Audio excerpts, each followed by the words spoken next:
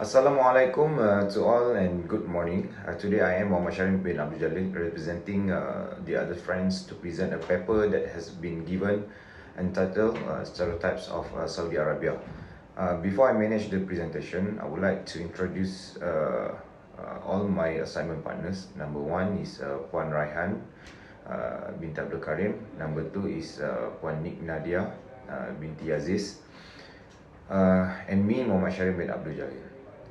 Saudi Arabia is often stereotyped as a conservative and strict Islamic country where the majority of people are wealthy due to their oil reserve. One of the most prevalent stereotypes is that Saudi Arabian women are oppressed and not allowed to drive and work.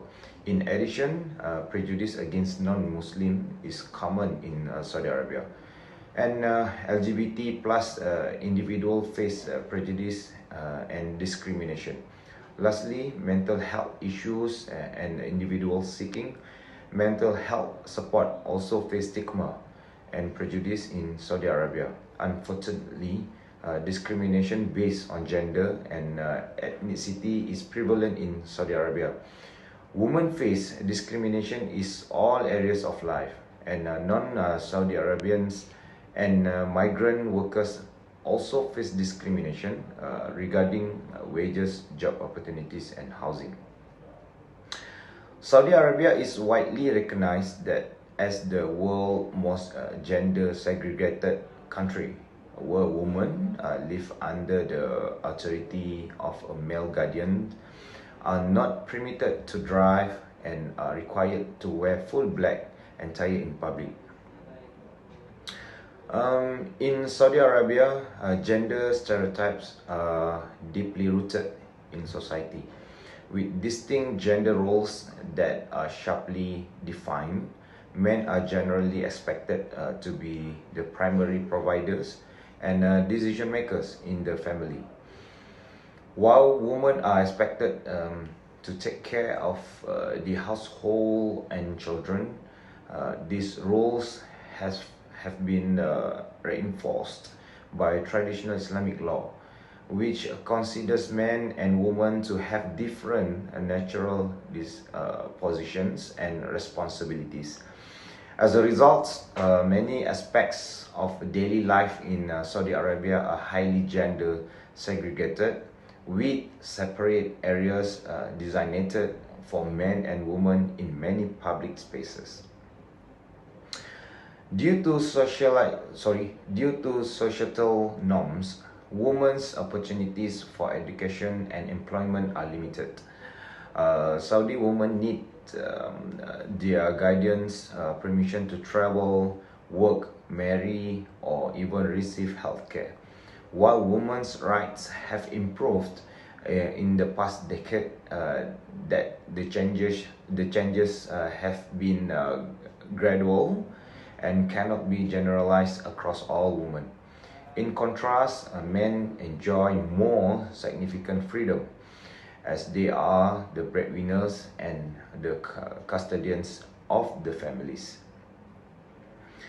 Gender segregation is not only a traditional practice, but also mandates by the conservative interpretation of Islam that is being practiced in Saudi Arabia. Gender segregation is a significant aspect of Saudi Arabian society, and it is reflected in various aspects of public and private life. One example of the gender segregation includes separate spaces for men and women in public areas, such as public transportation, restaurants, and even some workplaces. In some instances, women may not be allowed to enter certain public spaces or buildings without male guardianship. This segregation extends to schools where boys and girls are often educated separately. As a result of gender segregation, women have limited opportunities for education and economic development. Women are often discouraged from pursuing higher education, and those who do may face significant cultural and social challenges. As a result, women's economic participation rates are much lower than men's. This segregated environment affects women's social lives, as well as they are often restricted in their governments or movements and require male guardianship to travel, work, or even access the healthcare.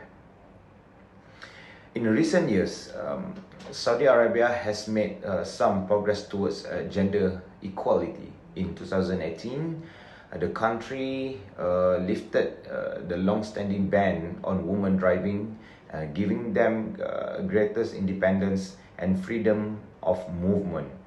Women are also now permitted to work in profession that were formerly restricted to men, which has expanded their job opportunities. There are efforts to increase the representation of women in leadership roles in the country, with initiatives designed to provide women with better access to education, training, and career development opportunities. Despite these positive changes, however, women in Saudi Arabia still face a significant challenge and inequalities, particularly in the areas of education, economic participation, and political empowerment. In conclusion, gender segregation and its various manifestations have significantly impacted the lives of women in Saudi Arabia, affecting their access to education, job opportunities, and autonomy. While there have been some reforms in recent years, women in the country still face significant challenges and barriers, both cultural and legal. However, there are positive signs of progress, such as the lifting of a ban on women driving and efforts to increase women's representation in leadership roles. Continued efforts to address gender inequality and empower women are crucial for future advancement in Saudi Arabian society. So that's it for our presentation for today. Special thanks to my Dr. Nona and to all my colleagues having watched my videos, my presentation, and I would like to say thank you to all for having a nice presentation from me. Thank you.